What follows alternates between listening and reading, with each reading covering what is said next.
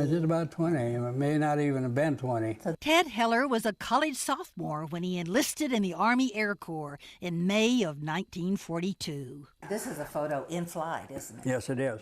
Heller's extensive pilot training was to make him part of history on D-Day in 1944. June 6th, we took off in the middle of the night. We basically arrived, we flew from England to the Cherbourg Peninsula, which is in France, of course.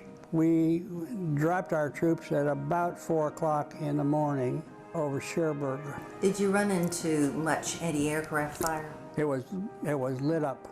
The troop carriers were flying so closely in formation, they were ordered to take no evasive action for any reason.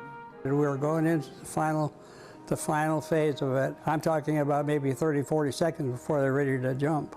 And right across our even with our altitude, was a string of tracer bullets.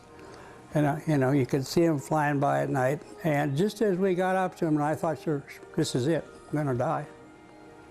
And just as we got there, they stopped, which was a miraculous thing. And I thought, well, God has had a hand in this thing. Heller was able to avoid further direct fire. We dropped our troops on a town in France called Saint-Mère-Église. It turned out to be the first city in Europe that was occupied by the Allies. Heller's next troop-carrying mission was the invasion of Holland.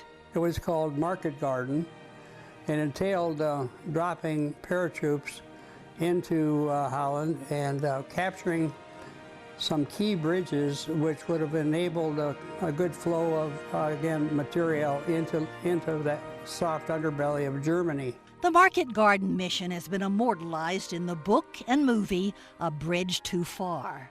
Heller describes it as too many bridges too late. The British put up a good fight trying to get that bridge. I think they lost a lot of men in doing so.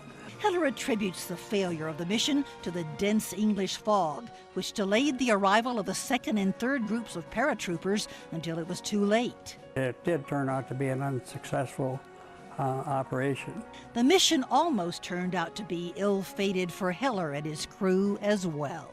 On the way, this machine gun opened up on us, and you could see the tracer bullets coming up, and this guy had us in his sights very well.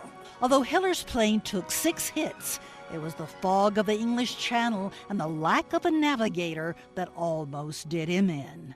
We got back to the channel, and I'm flying 50 feet off the waves. As we got back to England, the chalk cliffs around Dover were in front of us. I had to climb back up. Only a faint orange glow from an unmapped airfield guided Heller to safety. Ted Heller ended his war service without further close calls and with an array of medals for his bravery. I would never have missed it, but I wouldn't do it again for anything. In Holly Lake Ranch, Joan Hallmark, KLTV 7 News.